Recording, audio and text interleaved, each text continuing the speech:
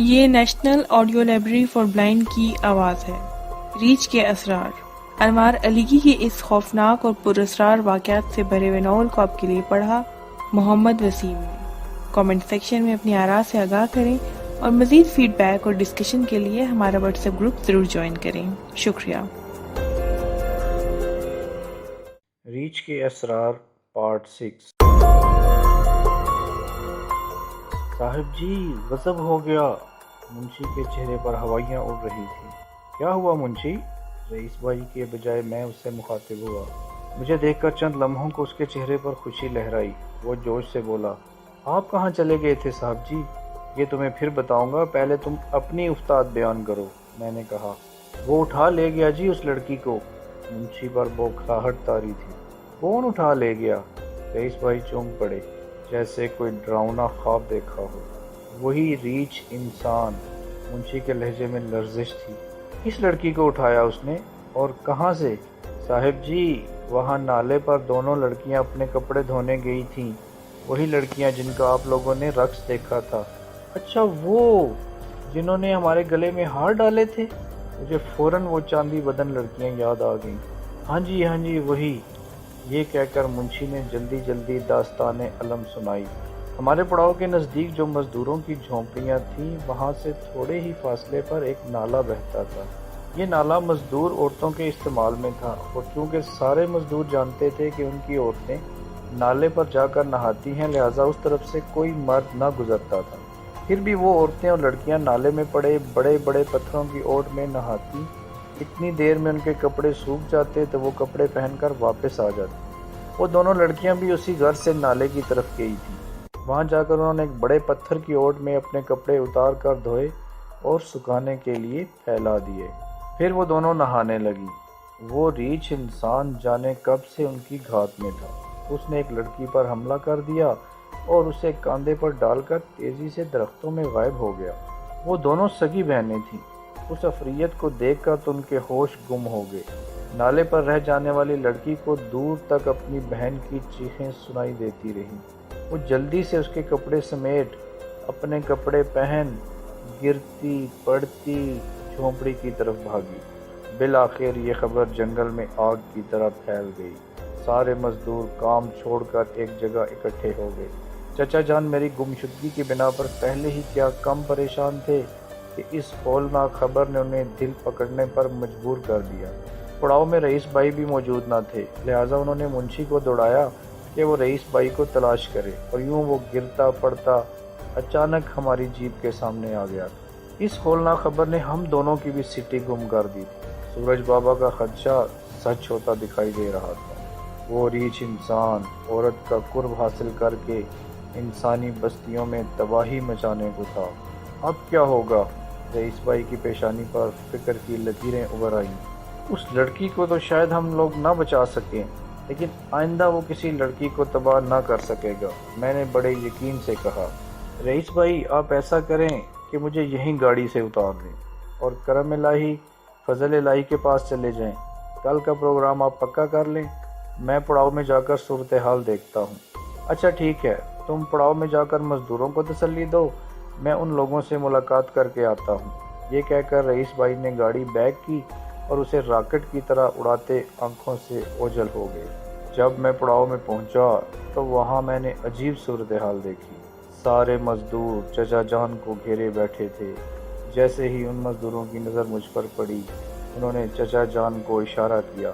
چچا جان نے پیچھے مڑ کر دیکھا اور مجھے سامنے پایا تو گویا ان میں زندگی کی لہر دوڑ گئی۔ وہ میری طرف لپکے، میں ان کی طرف دوڑا۔ نزدیک پہنچا تو چچا جان نے مجھے باہوں میں بھر لیا۔ کیا ہوا تھا تمہیں؟ کہاں چلے گئے تھے تم؟ چچا جان راستہ بھول گیا تھا میں، اور یہ راستہ بھول جانا ہمارے حق میں اچھا ہوا۔ میں جنگل سے بڑے راز لایا ہوں، آپ سنیں گے تو حیران رہ جائیں گے، میں نے مسکراتے ہوئے کہا۔ تب ہی کچھ فاصلے سے ایک دل خراش چیخ سنائی دی اور پھر کوئی دھاڑے مار مار کر رونے لگا۔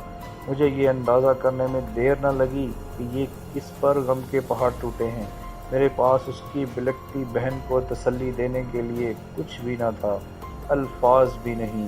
پھر میں نے چچا جان کو الف سے لے کر یہ تک پوری کہانی سنائی۔ انہیں بتایا کہ میں نے جنگل میں گم ہو کر کیسے رات گزاری اور پھر میں کس طرح سورج بابا تک پہنچا اور سورج بابا نے کیا کیا انکشافات کیے اور اس ریچھ انسان سے نجات کا کیا طریقہ بتایا۔ پھر میں نے اپنی جیب سے سورج بابا کا دیا ہوا تحفہ نکالا۔ چچا جان نے اس زرد پتھر کو الٹ پلٹ کر بڑی دلچسپی سے دیکھا اور اس کی چمک دمک سے خاصے متاثر ہوئے۔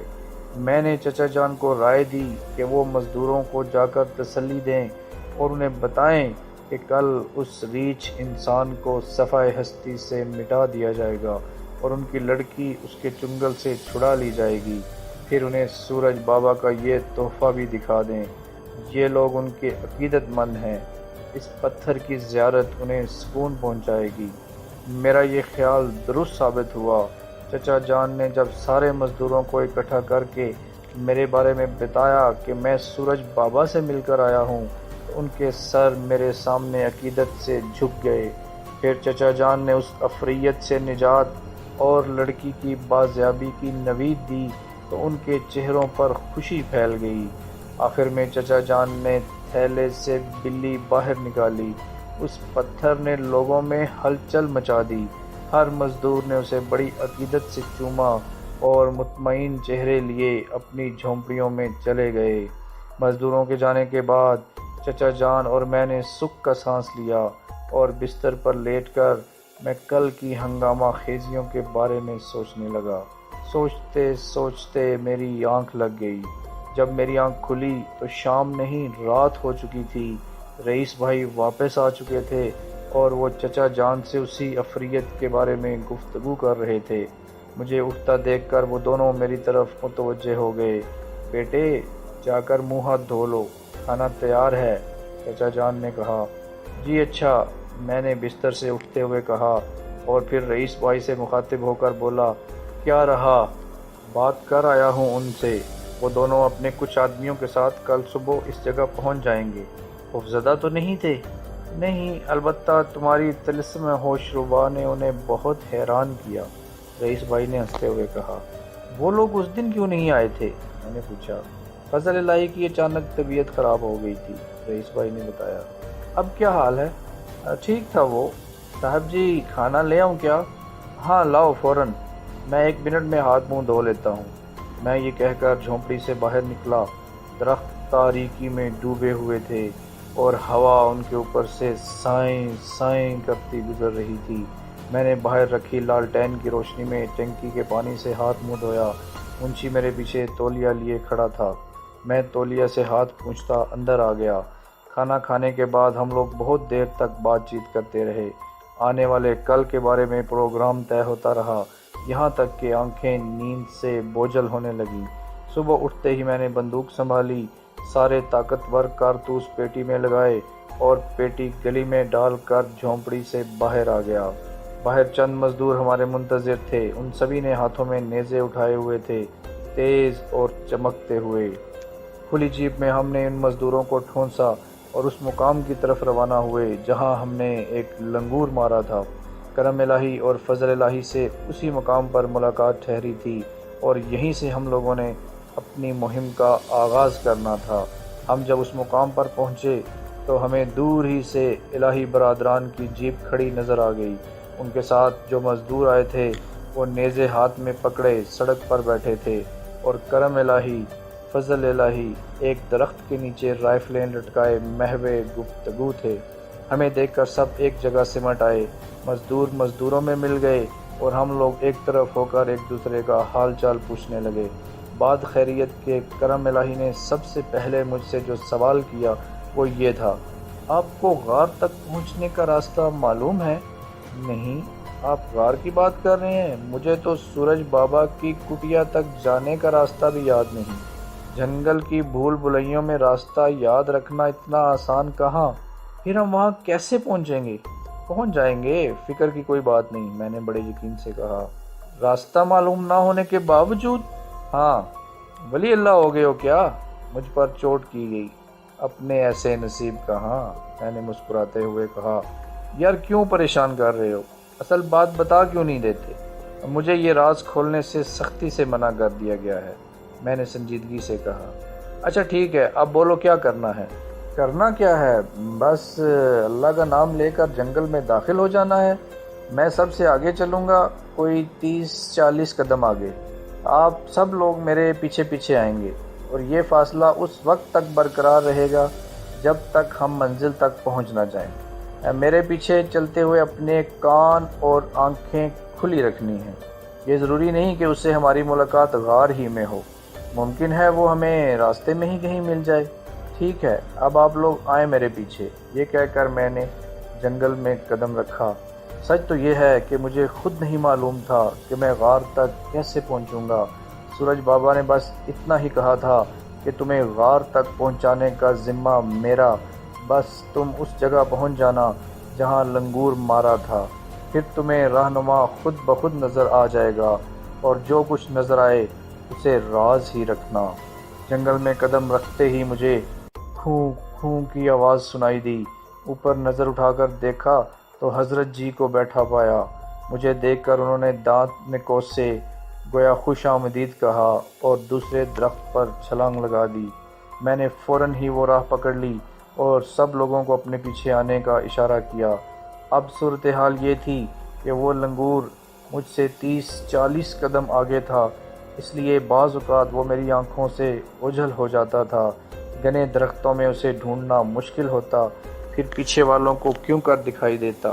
سارے لوگ اسی ششو پن میں تھے کہ میں اتنی تیزی سے کس بنیاد پر آگے بڑھا چلا جا رہا ہوں۔ خدا کا شکر ہے کہ کسی نے اس راز کو پانے کے لیے کوئی بے قاعدگی نہیں کی۔ رئیس بھائی کو بھی اب میری اس تحریر سے معلوم ہوگا کہ وہ کیا چیز تھی جس کے پیچھے چل کر میں غار تک پہنچا۔ خیر، ہم لوگ 2 گھنٹے کی دشوار گزار مسافت طے کر کے بالآخر اس غار تک پہنچ ہی گئے۔ راستے میں اس عفریت سے کہیں ملاقات نہ ہوئی، اور ہوتی بھی کیسے؟ اس چاند بدن لڑکی کے قرب نے اسے جنگل کی دنیا فراموش کرا دی ہوگی۔ اس وقت تو اس پر جنون اور وحشت طاری ہوگی۔ جانے اس نے اس لڑکی کا کیا حشر کیا ہوگا، جانے وہ کس حال میں ہوگی۔ میں ابھی یہ سوچ ہی رہا تھا کہ فوراً ایک چیخ سنائی دی، اور یہ دل دوز کراہ اسی لڑکی کی تھی۔ اس دردناک چیخ کو سن کر مزدوروں میں اشتعال پھیل گیا۔ تب میں نے ایک نوجوان کسیلے بدن مزدور کو ایک درخت سے پھسل کر غار کے دہانے کی طرف بڑھتے دیکھا۔ شاید وہ اس لڑکی کا قریبی رشتہ دار تھا، اور اس چیخ نے اسے اس حد تک نڈر بنا دیا تھا کہ وہ تنہا موت کے منہ میں جا رہا تھا۔ رک جاؤ، میں نے ڈانٹ کر کہا۔ وہ میری آواز سنتے ہی سہم کر رک گیا۔ میں نے اسے فوراً اپنی جگہ واپس جانے کا اشارہ کیا۔ چند لمحے اس نے توقف کیا، شاید کچھ سوچا، اور پھر سوچ کر درخت کی طرف بڑھنے لگا۔ میں، رئیس بھائی، کرم الہی اور فضل الہی نے طے شدہ پروگرام کے مطابق اس غار کو گھیرے میں لے لیا تھا۔ ہم الگ الگ درختوں پر بیٹھے تھے، اس طرح کہ غار کا دہانہ صرف نظر آتا تھا۔ ہر ایک کے ساتھ 2-2، 4-4 نیزہ بردار مزدور تھے۔ کچھ مزدوروں کو میں نے درختوں پر پھیلایا ہوا تھا، اور وہ اس بات کے منتظر تھے کہ وہ غار سے برآمد ہو۔ درختوں پر بیٹھ کر بھی اگرچہ ہم لوگ اس عفریت کی دسترس سے محفوظ نہ تھے، کیونکہ درختوں پر چڑھنا اس کے لیے کوئی مسئلہ نہ تھا۔ بس درختوں پر بیٹھ کر ہم خود کو ذرا سا محفوظ سمجھ رہے تھے، کیونکہ زمین پر کھڑے ہونے اور درختوں پر چڑھ کر بیٹھنے میں بہرحال فرق تھا۔ اب مسئلہ یہ تھا کہ اسے غار سے کیسے نکالا جائے، لیکن یہ مسئلہ خود بخود حل ہو گیا جب میں نے اس نوجوان مزدور کو موت کے منہ میں جاتے دیکھ کر زور سے ڈانٹا اور رک جانے کا حکم دیا، تو غیر ارادی طور پر میری آواز خاصی تیز تھی۔ اس آواز نے غار کے اندر موجود لڑکی کو چونکا دیا۔ چند لمحے بعد ہی ہمیں غار کے دہانے پر اس لڑکی کا چہرہ دکھائی دیا، بس چند ثانیوں کو۔ پھر جیسے کسی نے اسے پیچھے سے پکڑ کر اندر گھسیٹ لیا۔ لڑکی کی متواتر چیخیں سنائی دے رہی تھیں، اور پھر یہ آوازیں دور ہوتی گئیں۔ ہم لوگوں کے سانس رک گئے۔ میں اپنی بندوق کو کندھے سے لگائے غار کے دہانے پر نظریں جمائے ہوئے تھا۔ وہ لمحے عجیب دل دہلا دینے والے تھے۔ تب تیزی سے کوئی چیز برآمد ہوئی۔ غار سے نکل کر اس نے کمر سیدھی کی تھی کہ تڑا تڑ گولیاں برسنے لگیں۔ ہم چاروں میں ایک بھی پیشہ ور شکاری نہ تھا، لیکن آپ یقین جانیں اس دن ہماری ایک گولی بھی ضائع نہ ہوئی۔ ساری کی ساری اس ریچھ انسان کے جزو بدن ہو گئیں اور وہ گولیوں کی پہلی بوچھاڑ پر ہی زمین پر آ رہا۔ پھر وہ ہمارے لیے تختہ مشق بن گیا۔ ہم چاروں نے نشانے لے لے کر اس کے جسم کو چھلنی کر دیا۔ جب اس بات کا یقین ہو گیا کہ اب اس میں زندگی کی رمق بھی باقی نہیں رہی تو ہم سب درختوں سے اتر گئے۔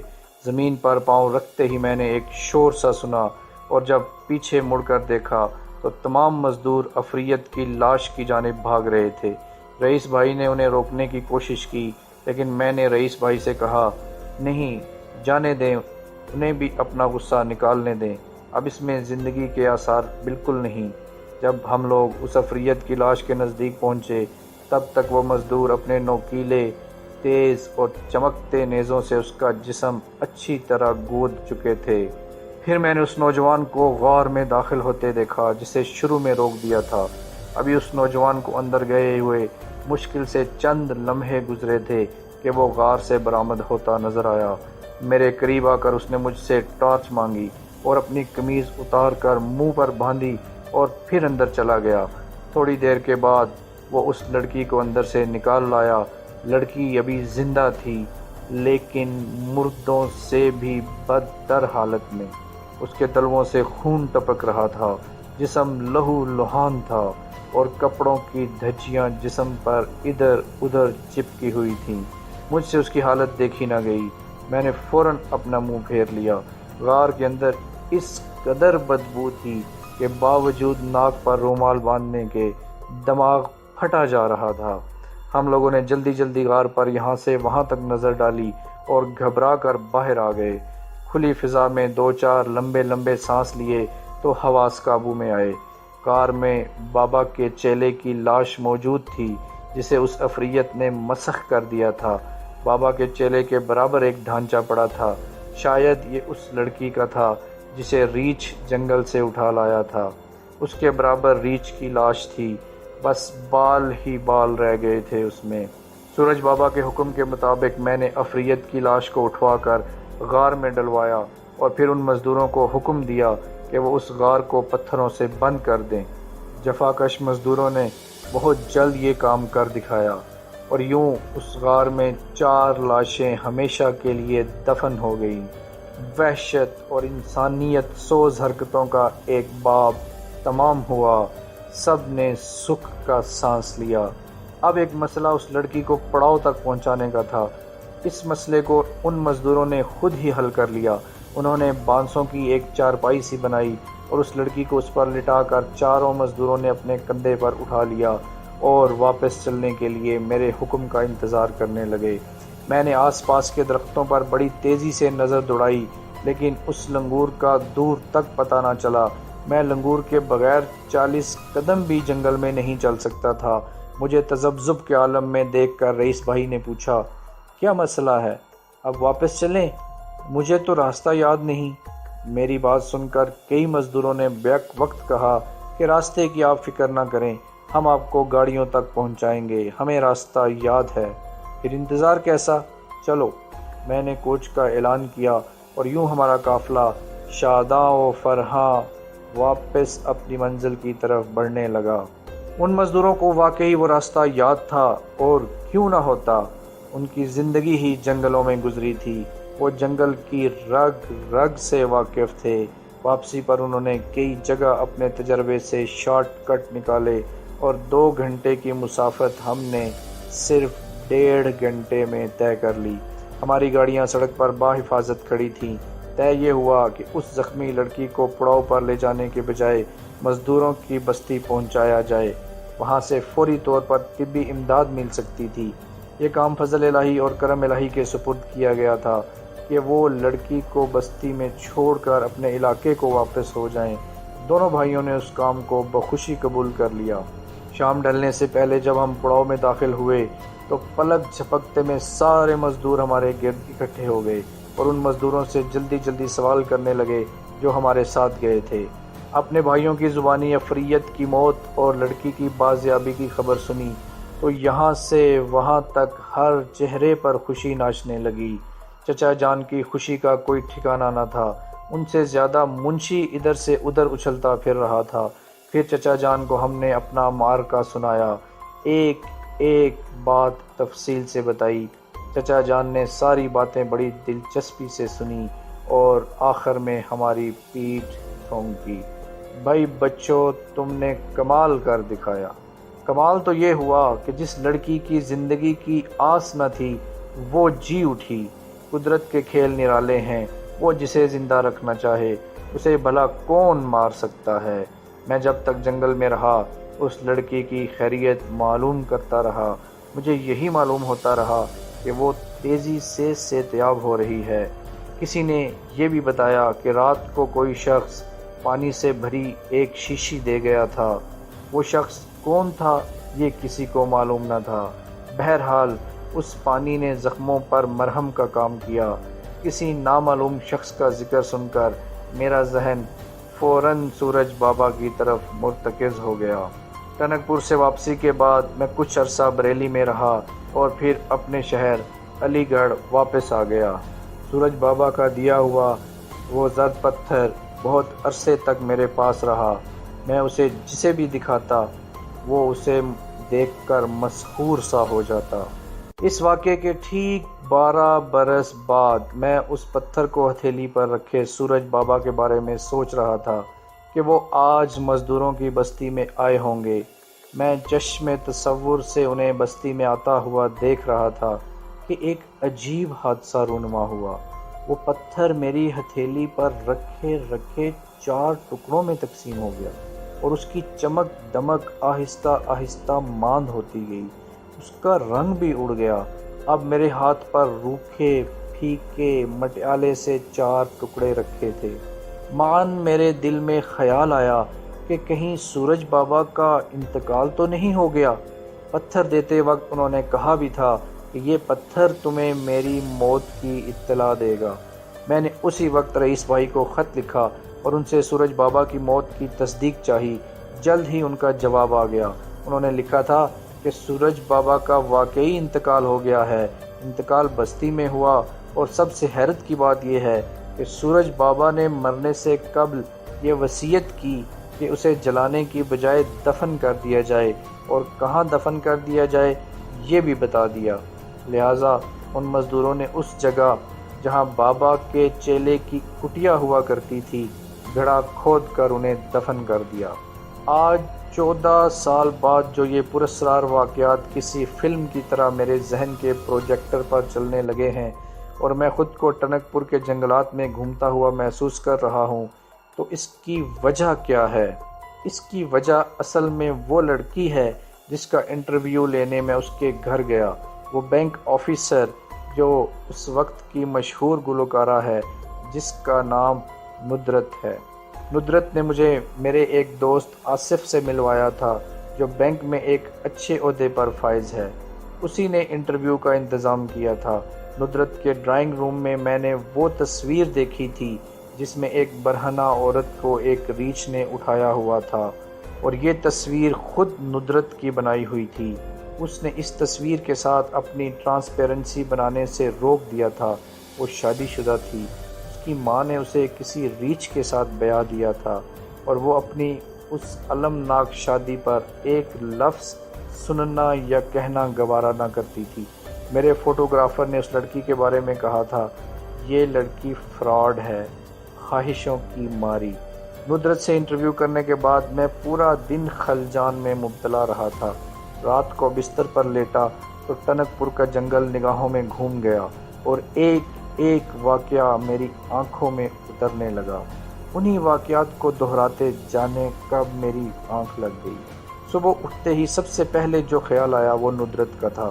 وہ میرے ذہن پر چپک کر رہ گئی تھی اور اس کی وجہ اس کی پراسرار شخصیت تھی۔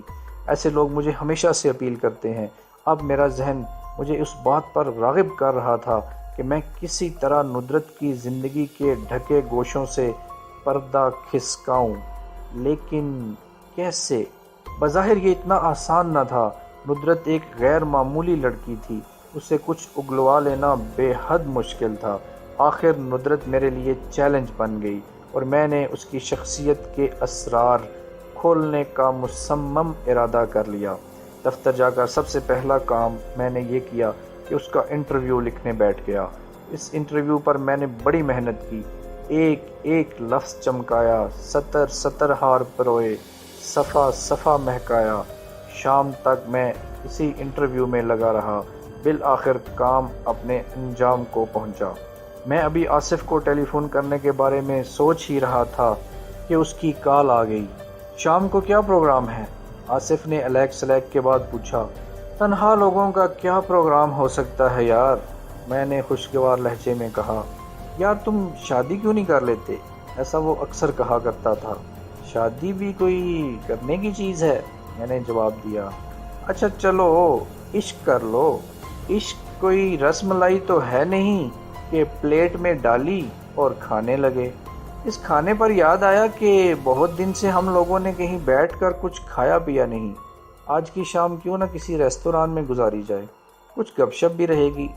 ٹھیک ہے، میں فوراً ہی راضی ہو گیا کیونکہ میں خود بھی اس سے ملنا چاہ رہا تھا۔ طے یہ ہوا کہ آصف مجھے دفتر سے اپنے ساتھ لے لے گا، پھر ہم لوگ کہیں جا کر بیٹھ جائیں گے۔ کوئی آدھے گھنٹے کے بعد وہ میرے دفتر آ گیا اور ہم لوگ یہاں سے نکل کر گل رنگ جا بیٹھے۔ میں نے وہ انٹرویو مکمل کر لیا ہے اور میرا خیال ہے کہ وہ ایک اچھی چیز بن گئی ہے۔ کل ٹرانسپیرنسیاں بھی مل جائیں گی۔ اب تم کہو تو اسی ہفتے اس کا انٹرویو لگا دوں؟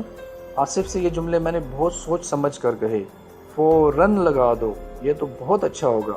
وہ صبح مجھ سے پوچھ بھی رہی تھی کہ انٹرویو کب تک آنے کی توقع ہے۔ میں نے اسے کہا کہ بھائی اخبار نویسوں سے ڈرتے ہی رہنا چاہیے، ان کی ایک رگ زیادہ ہوتی ہے، اپنی مرضی کے مالک ہوتے ہیں یہ لوگ، کچھ نہیں کہا جا سکتا کہ انٹرویو کب آئے۔ ویسے اندازاً میں نے اس سے 1 ماہ کہہ دیا ہے، اسی ہفتے آ جائے گا تو وہ خوش ہو جائے گی۔ ایسے وہ تمہاری خاصی تعریف کر رہی تھی۔ آصف میری طرف سگریٹ کا پیکٹ بڑھاتے ہوئے بولا۔ مثلاً اس نے کہا ہوگا کہ ایسے بے وقوف لوگ اس نے کم ہی دیکھے ہیں، میں نے پیکٹ سے ایک سگریٹ کھینچتے ہوئے کہا۔ وہ کہہ رہی تھی کہ بڑا عمدہ آدمی ہے، دوسروں سے مختلف۔ یار آصف، اس کی شادی کا کیا راز ہے؟ کل وہ بات ادھوری ہی رہ گئی تھی۔ تم بتا رہے تھے کہ اس کی ماں نے کسی ریچھ سے اس کی شادی کر دی تھی۔ کون تھا وہ شخص؟ موقع دیکھ کر میں فوراً ہی اصل موضوع پر آ گیا۔ سچی بات تو یہ ہے کہ میں اس کی شادی کے بارے میں بہت زیادہ نہیں جانتا۔ خود سے اس نے کبھی اس موضوع پر بات نہیں کی، میں نے بھی کبھی اسے خریدنے کی کوشش نہیں کی۔ مجھے اصل میں کسی کے ذاتی معاملے میں خواہ مخواہ ٹانگ اڑانے کی عادت نہیں۔ ایک آدھ بار ہی اس سے اس موضوع پر بات ہوئی ہے، بس اس نے اتنا ہی بتایا کہ اس کا شوہر ایک برے کردار کا مالک تھا، انتہائی سخت مزاج، ریچھ جیسا، نباہ نہ ہو سکا اور وہ طلاق لے کر اپنے گھر آ گئی۔ آصف نے بتایا۔ تم بھی شریف آدمی ہی نکلے۔ تمہارا کیا خیال ہے کہ میں اس کے پیچھے پڑ جاتا کہ بتا تجھ پر کیا گزری، تیرے شوہر نے تجھ پر ایسے کیا جرم ڈھائے کہ اسے ریچھ صفت کہنے لگی؟ تو اور کیا، میں نے کہا۔ میرا جواب سن کر آصف نے سگریٹ کا ایک گہرا کش لیا اور میز پر دھواں چھوڑتے ہوئے بولا، ایک بار میں نے کوشش کی تھی کہ اس المناک موضوع پر اس سے کچھ اگلواؤں تو اس نے بڑی سنجیدگی سے مجھے روک دیا تھا اور پھر چند لمحوں بعد مسکراتے ہوئے کہا تھا کہ میرا تم سے شادی کرنے کا کوئی ارادہ نہیں۔ ارے بڑی عجیب بات کہی اس نے۔ بعض اوقات وہ ایسی ہی باتیں کرتی ہے، کچھ کھسکی ہوئی ہے وہ، آصف نے چائے میں چمچہ گھماتے ہوئے کہا۔ پھر کیا کرنا چاہیے؟ کاہے کے بارے میں؟ ندرت کی شادی کے راز سے کیسے پردہ ہٹے؟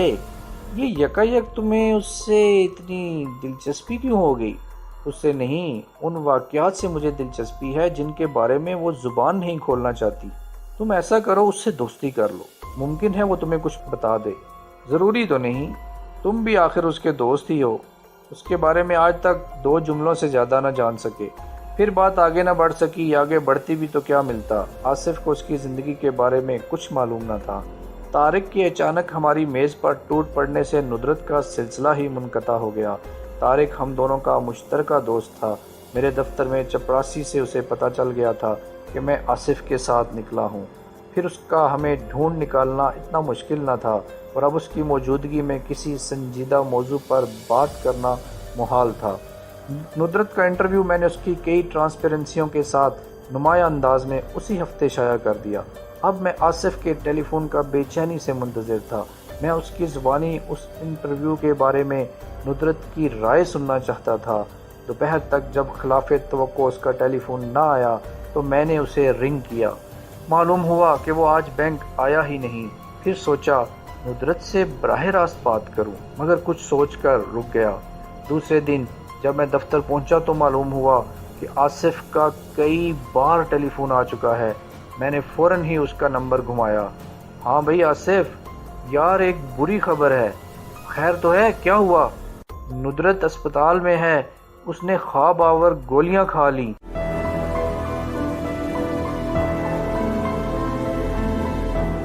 اگر آپ نے ہمارا چینل سبسکرائب نہیں کیا تو ابھی سبسکرائب کریں اور ساتھ ہی بیل آئیکن پر کلک کریں تاکہ ہماری نئی آنے والی بکس کی اپڈیٹس آپ کو ملتی رہیں۔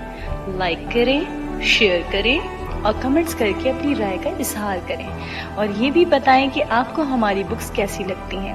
مزید معلومات اور ڈسکشن کے لیے ڈسکرپشن میں دیے گئے لنک پر کلک کر کے ہمارا واٹس ایپ گروپ جوائن کریں۔ شکریہ۔